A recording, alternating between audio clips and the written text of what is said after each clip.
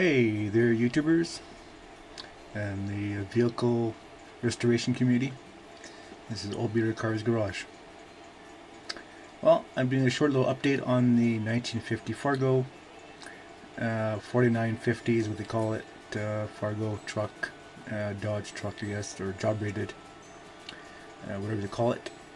And the current status on it right now, it is for sale on Facebook. I'm going to give it a 3 months trial. If it doesn't sell, then I'm going to restore it and I'm going to hot rod the crap out of it. So, tell a little story about it. This summer I had bought this truck and I bought it off an estate sale. And the people I bought it from totally lied to me about it. So, I was promised registration for it, and that never came, and all these pictures for it, that never existed. So I'm stuck with a truck that's unregistered. So from my own experiences, when you come across a deal like this, you're faced with registering it, getting it inspected, and registering it as the current year. So it'll be a 2019 or 2020 or 2024 or whatever it is. Fargo or whatever it is, okay? I have no problem with that. Whatever, it's cool. I mean, I'm not letting my money go down the tubes because of that. So anyway, I'll be swapping it more likely onto the S10 chassis. Doing the chassis swap.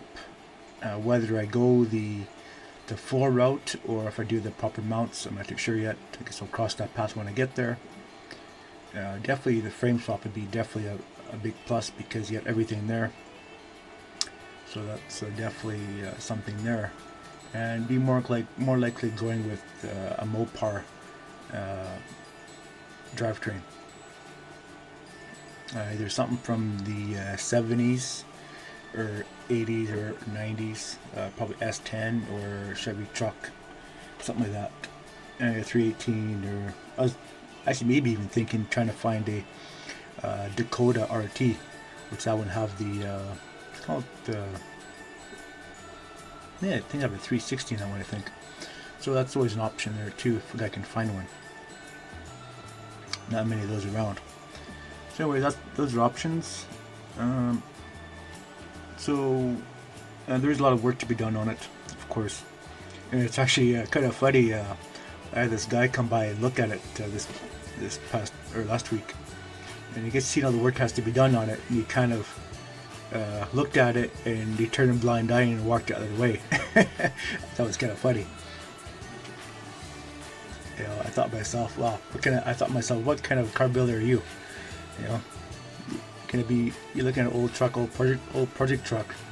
They're bound to have some issues, and it's just a project. I mean, you know, you want something for $900 or whatever it is, you're not going to get something perfect. So I had to laugh at that. So the guy walked away. So it was kind of funny. So anyways, whatever. I knew what I was getting myself into when seeing this truck, and I knew it was going to be a big project, but I'm not scared of it. You know, it is what it is.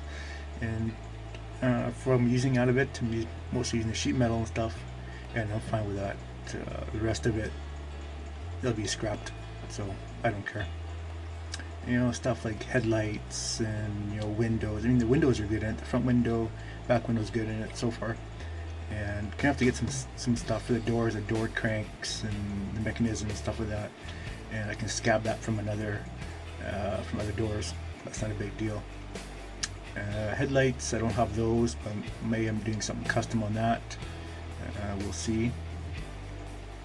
So yeah, I mean, the truck has great potential. I mean, you know, if a guy were to get really crazy about it, you can modify it some more and bring this box in and bring it right in if you want to make it a super shorty.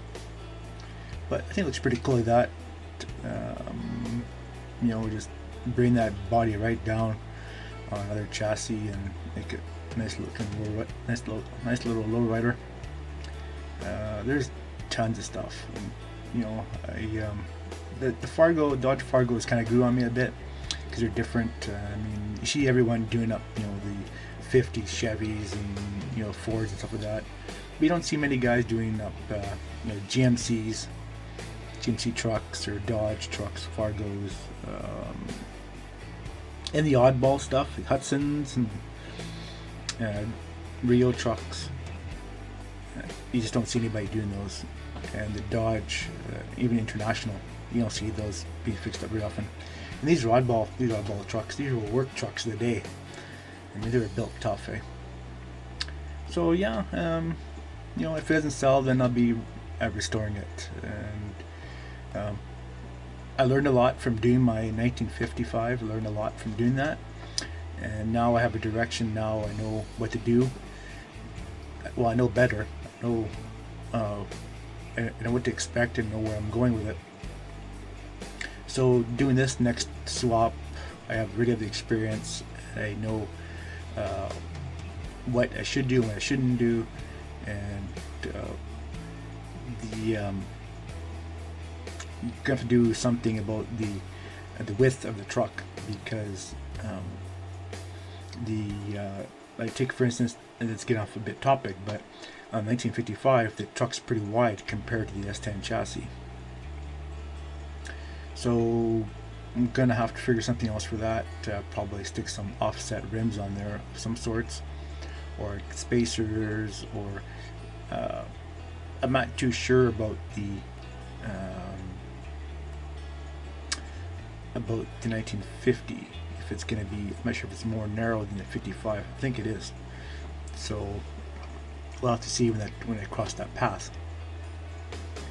So like I said, I've learned a lot by doing the chassis swap on the 1955, the do's and the don'ts, and hopefully we have much better success with doing this chassis swap.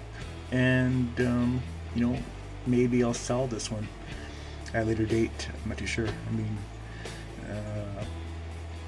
you know, I'm just you know, back in, just getting off topic again. For years and years, I've always had lots of project trucks and cars and stuff like that. I've always sold cars, you know, if I needed the money or whatever the case was. Got sick of it, I sold it. But I'm getting tired of that. I'm getting tired of dumping a bunch of money into something like that. You just don't get the money out of it. So this one here, I may sell it or I may not sell it. It won't owe me anything. Just parts and pieces and some time. So who knows? I may put it for sale. I'm not too sure. So anyways, yeah, this is an update on that, status update on the truck. Like I said, for now it's for sale. I've been thinking about getting another project as a little part-time, or like a little project to do something. So we'll see. But I give this one, you know, 3 months, or most of springtime here. Probably till, I give it till about end of March. If the truck don't sell, then I'm gonna hot rod it and do it properly. So anyways, I thought maybe you guys want to know a little update on it. Sorry, I've been doing a whole lot on my 76 Olshurst project. So I got some other stuff on there, some other content for you guys to look at.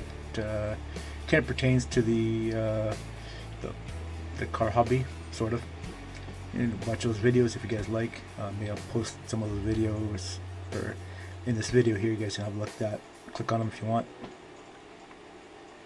So anyways, thanks for all the descriptions, comments, and likes, and hopefully 2018 brings us more ideas and more inspiration and more motivation to work on our projects.